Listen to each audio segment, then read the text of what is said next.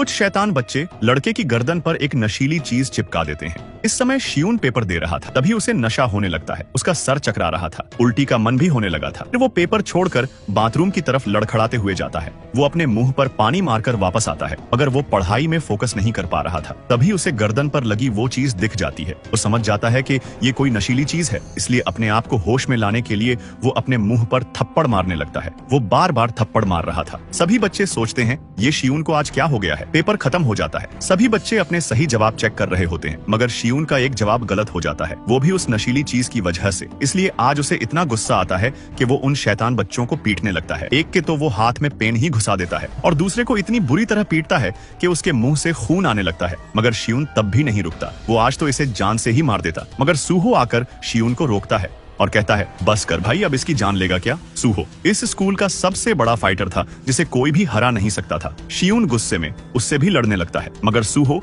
उसको अच्छे से मजा चखा देता है। तभी वहाँ टीचर आ जाती है और ये लड़ाई रुक जाती है। जिस लड़के को शियून ने पीटा था, उस लड़के की माँ शियून को डांटती है और टीचर से कहती है इसे स्कूल से निकाल दो। मगर शियून उसकी माँ को दिखाता है कि देखो, तुम्हारा बेटा स्कूल में ये नशीली चीजें लाकर नशा करता है। वो सारे सबूत टीचर को दिखा देता है, जिसके बाद टीचर उस शैतान बच्चे को ही निकाल देती है। तभी उस शैतान बच्चे के दोस्त शियून के पास आते हैं। वो कल का बदला लेना चाहते थे। शियून उनके साथ लड़ने अभी बाथरूम में चल देता है। पूरा स्कूल पीछे पीछे फाइट देखने आता है, मगर शियून बाथरूम का दरवाजा बंद कर देता है ताकि कोई भी बचकर बाहर नहीं जा पाए। तभी वो लड़के डरने लगते हैं। शियून अपना पेन निकालता है, जिसे उसने कल लड़के के हाथ में घुसा दिया था। वो लड़के और भी डरने लगते हैं। शियून उनके सामने आगे बढ़ता है और कहता है, बस करते हैं। और इस तरह शियून अपना दिमाग लगाकर उन लड़कों को डरा देता है। वो लड़के अब दोबारा शियून से पंगा नहीं लेते हैं। जिस शैतान बच्चे को स्कूल से निकाला था, वो एक बड़े गुंडे को पैसा देकर शियून को पीटने के लिए कहता है। वो गुंडा लड़के लेकर स्कूल आ गया था। वो सभी शियून को बीच रास्ते में रोकते हैं और शियून को सबके सामने थप्पड़ मारते हैं। फिर शियून को अच्छे से मजा चखाने के लिए अपने साथ ही ले जाते हैं। तभी शियून का क्लासमेट